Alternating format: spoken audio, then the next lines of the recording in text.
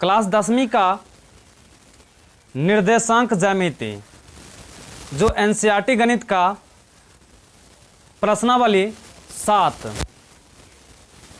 और निर्देशांक ज्यामिति का दूसरा नाम है कोऑर्डिनेट ज्योमेट्री। तो आज हम इसके बारे में चर्चा करेंगे। तो सबसे पहले निर्देशांक किसे कहते हैं?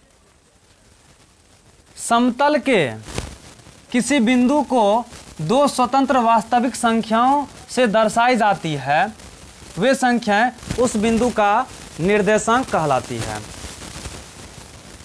तो निर्देशांक के अंतर्गत कुछ परिभाषा होता है, वो हम अच्छे से जानेंगे क्योंकि ये सब मेरा परीक्षा में अधिक मात्रा में पूछा जाता है। तो मेरा पहला मूल बिंदु। मूल बिंदु किसे कहते हैं? तो तल में स्थित निश्चित बिंदु को मूल बिंदु कहते हैं। जैसे हम समझते हैं कि इधर हम बनाते हैं, ये मेरा एक हो गया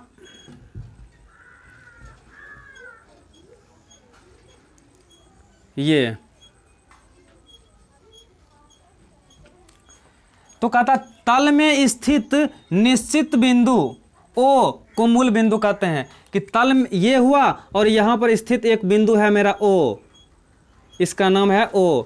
इस बिंदु को हम क्या कहते हैं? मूल बिंदु। क्या कहते हैं? मूल बिंदु कहते हैं। और एक चीज और जानना है, मूल बिंदु का मान हमेशा क्या होता है? नोट में लिखे, मूल बिंदु का निर्देशांक 0,0 होता है। यहाँ मूल बिंदु का निर्देशांक 0,0 होता है। ये खास करके याद रखना है और परिभाषा भी याद रखना है। अब हम जानेंगे निर्देशांक अक्ष।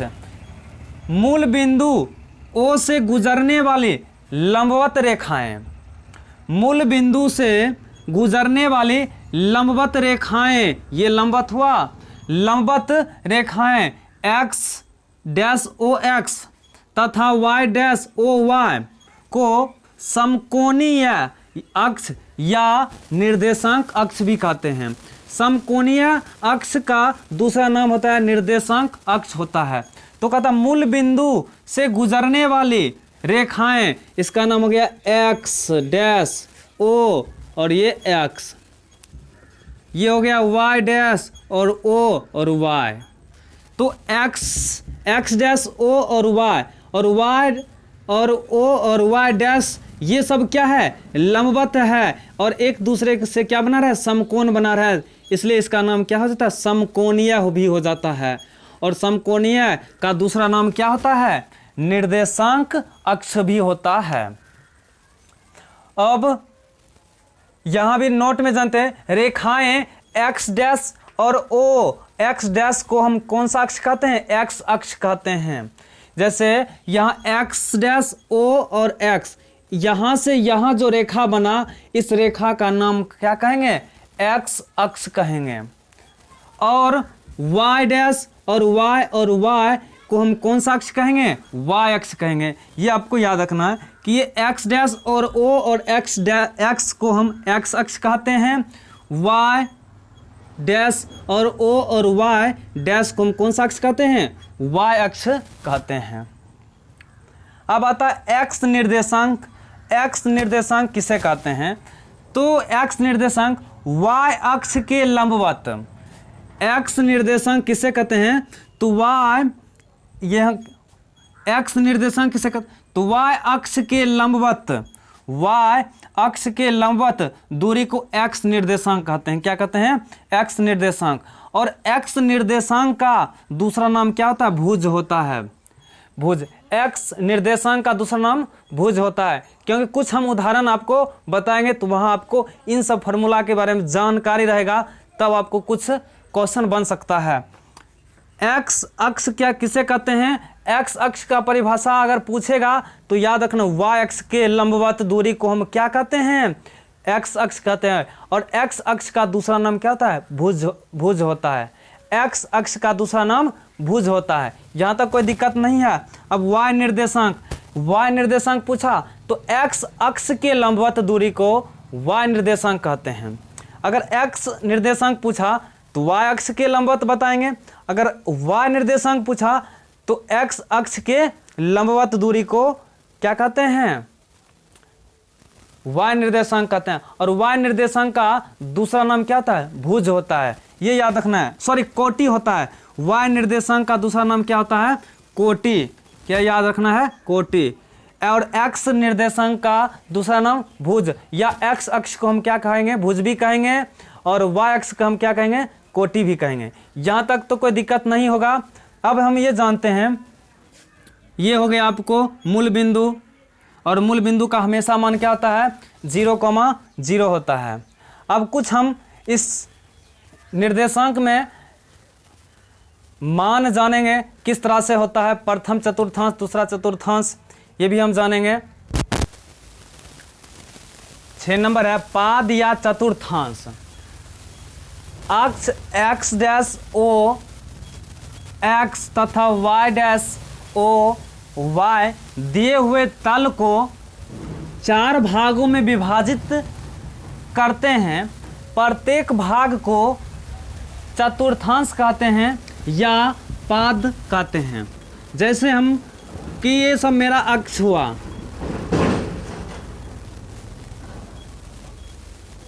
ये तो ये मेरा अक्ष हुआ x डैश, और इसका नाम हो गया o, और इसका नाम हो गया x, और इसका नाम हुआ y डैश और y।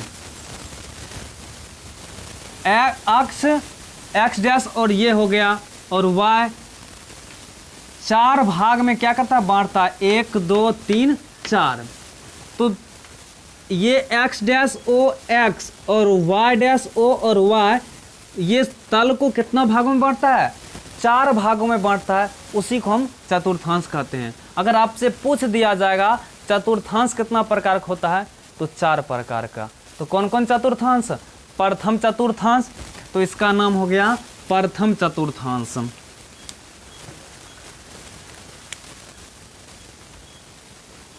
प्रथम चतुर्थांश, और इसका दूसरा चतुर्थांश,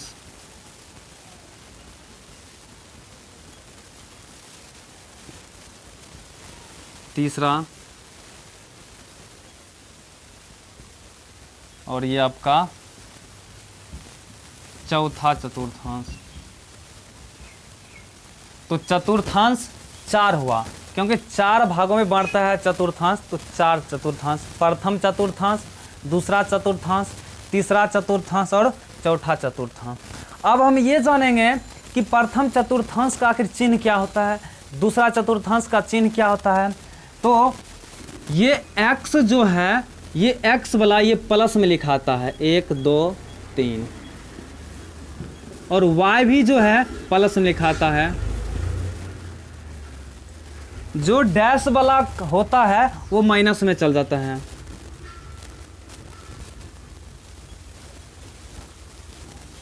ये और एक चीज जानना है, कोई भी संख्या अगर लिखाता है 2 डिजिट का, तो वो संख्या, पहला संख्या जो लिखाता है वो x अक्ष कहलाता है, दूसरा संख्या y अक्ष कहलाता है। जैसे हम समझते हैं कि ये 5 और 2 लिखें, तो जो मेरा पहला जो उच्चारण हुआ वो x अक्ष होता है, दूसरा उच्चारण होता है y अक्ष होता है।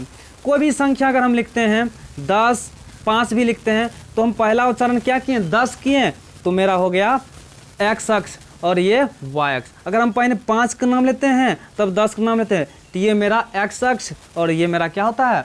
y अक्ष होता है। तो हम पहले x अक्ष का उच्चारण होता है, सबसे पहले x अक्ष, और ये x अक्ष किस में है? ये प्लस में है, तो लिखना है प्लस, और y अक्ष ये किस में है? प्लस में है, तो प्लस लिखना है। तो प्रथम चतुर्थांश का चिन्ह क्या होता है? प्लस प्लस होता है। अब सेकेंड चतुर्थांश में आते हैं कि पहले हम कौन सा अक्ष को बोले थे? x अक्ष का। तो ये x अक्ष किस में है? माइनस में, तो लगाना है माइनस। और तब उसके बाद क्या जाना है? y अक्ष, और y अक्ष किस में है? प्लस में है। तो दूसरा चतुर्थांश का चिन्ह क्या हुआ? माइनस प्लस होता है। अब तीसरा चतुर्थांश में आते हैं, पहले कौन सा अक्ष के लेंगे? x अक्ष का। तो x अक्ष क्या है? माइनस में है, तो यहाँ लगाना है माइनस। y अक्ष किस में भी है? माइनस में है, दोनों माइनस में है। तो तीसरा चतुर्थांश का चिन्ह क्या था? माइनस और माइनस। चौथा चतुर्थांश में आते हैं, पहले कौन सा अक्ष के लेंगे, एक्स अक्ष का। तो एक्स अक्ष किस में है, प्लस में, प्लस, और वाई अक्ष किस में है, माइनस में, तो लगाना है माइनस। तो चौथा चतुर्थांश का चिन्ह क्या हुआ, प्लस माइनस। यहाँ तक आप जान गए होंगे, क्योंकि प्रथम चतुर्थांश की याद रखना है, प्लस प्लस होता है, दूसरा चतुर्थांश माइनस प्लस होता है, तीसरा चतुर्थांश माइनस माइनस होता है, और चौथा चतुर्थांश का प्लस माइनस होता है, ताकि आप सबको बिहार बोर्ड का ऑब्जेक्टिव लड़ सकता है ये क्वेश्चन। अब तब उसके बाद हम जो टॉपिक 7.1 बनाएंगे, कुछ दूरियां, बीच की दूरियां का सूत्र है वो भी साबित करेंगे। तो यहाँ तक आपको चिन्ह याद हो गया होगा। हम 2 से 1 क्वेश्चन हम आपको बताते हैं, इस तरह से आपको बनाना है। जब आप मेरा थ्योरी उतारिएगा तो ये नीचा में बना लेना है। अब हम क्या करेंगे, पूछ दिया जाएगा आपको 2,2 का चतुर्थांश,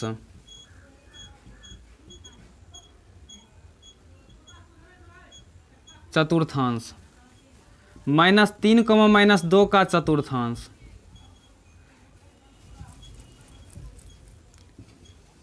कहेगा चतुर्थांश बतावे। तो 1 नंबर में दे देगा 2, 5, 6 - 2, 8 - 5, -2 -3, 5 नंबर 6, 7, -6 और 7 दे देगा। तो इन सब का कहेगा चतुर्थांश बताएं। ऐसा रहेगा परीक्षा में 2,5 किस चतुर्थांश में, या रहेगा बिंदुएं 2,5 किस चतुर्थांश का है। तो वहाँ ऑप्शन दिया रहेगा प्रथम चतुर्थांश, दूसरा चतुर्थांश, तीसरा चतुर्थांश और चौथा चतुर्थांश। तो यहाँ 2 किस में है, प्लस में है, और 5 भी किस में है, प्लस में है। तो प्लस प्लस कौन सा चतुर्थांश में आता है, तो प्रथम चतुर्थांश में। इसका आंसर क्या हो जाएगा, प्रथम चतुर्थांश। अब सेकेंड में आते हैं, 6 है प्लस में और ये माइनस में है, प्लस और ये माइनस, प्लस और माइनस किस में आता है, चौथा चतुर्थांश में। तो यहाँ लगाना है चौथा चतुर्थांश लगाना है। अब फिर पूछ दिया जाएगा, यहाँ है 8 प्लस में है और ये माइनस में 5 है, तो प्लस और माइनस कौन सा चतुर्थांश में आता है, प्लस यहाँ है और माइनस ये है, तो चौथा चतुर्थांश में आता है। ये हो गया। अब है -2 और -3, तो माइनस है और ये भी माइनस है, तो x का वही मान माइनस और y का भी मान माइनस। तो माइनस माइनस कौन सा चतुर्थांश में है, तीसरा चतुर्थांश में है। तो यहाँ इसका आंसर क्या हो जाएगा, तीसरा चतुर्थांश। पांचवा -6 और +7 है, तो माइनस और प्लस की बात हुआ, तो कौन सा चतुर्थांश में है, माइनस पहले है और उसके बाद प्लस है, तो दूसरा चतुर्थांश में हुआ। तो यहाँ लिख देना है दूसरा चतुर्थांश। इस तरह से आपको परीक्षा में पूछा जाएगा। तो यहाँ तक तो कोई दिक्कत नहीं हुआ होगा। अब हम 2 क्वेश्चन है, 2 रेखाओं से बने तल के प्रत्येक भाग का नाम बताओ। 2 रेखाओं से बने तल को भाग का नाम बताओ। तो ये 2 रेखा, ये एक रेखा और ये एक रेखा, तो ये मेरा y डैश और ये o और y, सॉरी ये x डैश हुआ, x डैश और ये x, और ये y डैश y और y डैश, ये 2 रेखा से बना हुआ। एक रेखा x अक्ष वाला, एक रेखा है y अक्ष वाला। इन 2 रेखाओं से प्रत्येक भाग, 2 रेखाओं से बने तल को प्रत्येक भाग का नाम क्या हो गया, इसका प्रथम चतुर्थांश, दूसरा चतुर्थांश, तीसरा चतुर्थांश और चौथा चतुर्थांश। तो इसका आंसर क्या हो जाएगा, प्रथम चतुर्थांश, दूसरा चतुर्थांश और तीसरा चतुर्थांश। इसका आंसर हो जाएगा प्रथम चतुर्थांश, दूसरा चतुर्थांश, तीसरा चतुर्थांश और चौथा चतुर्थांश। आपका उस बिंदु का नाम बताए जहां ये दोनों प्रतिच्छेद करती है, मतलब 2 रेखाएं प्रतिच्छेद करती है। तो ये कौन रेखा है, एक्स अक्ष वाला, एक वाई अक्ष वाला। जहां जिस बिंदु पर प्रतिच्छेद करता है उस बिंदु का नाम क्या होता है, मूल बिंदु बताए थे, मूल बिंदु, तो यहाँ पर लिखना आंसर क्या होगा, मूल बिंदु। कुछ क्वेश्चन और आता है, हम बताए थे क्या कि एक्स अक्ष को हम क्या कहते हैं, भुज कहते हैं। थोड़ा एक और जान लेते हैं नोट के तरीका से कि एक्स अक्ष को भुज कहते हैं और नोट 2 में वाई अक्ष को क्या कहते हैं, कोटि कहते हैं। तो इस तरह का भी रहेगा क्वेश्चन, जैसे -5 और 2 का भुज, पहला क्वेश्चन। दूसरा -2 5 का कोटि। तीसरा -3 5 का भुज।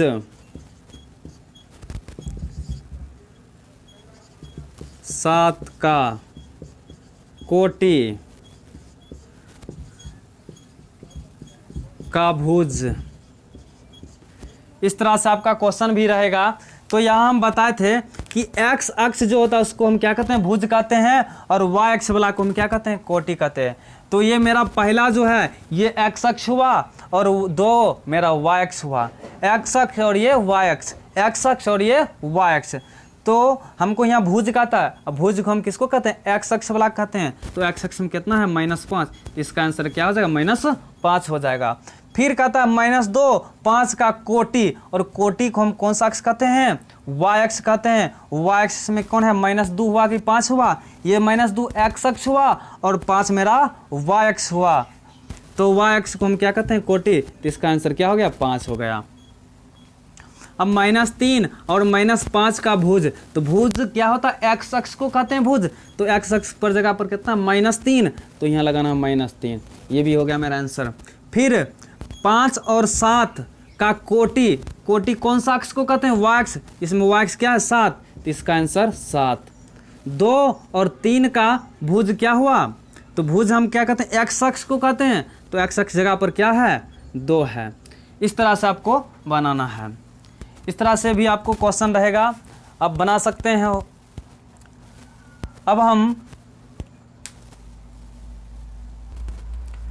अब हम अगला वीडियो में जो प्रश्नावली 7.1 के बारे में जानेंगे और कुछ दूरियां सूत्र है, दूरियां सूत्र भी प्रूव्ड करेंगे। तो आप सब मेरा वीडियो में बना रहिए ताकि आप एक एक कॉन्सेप्ट जान सकते हैं। और दूसरी बात यह है कि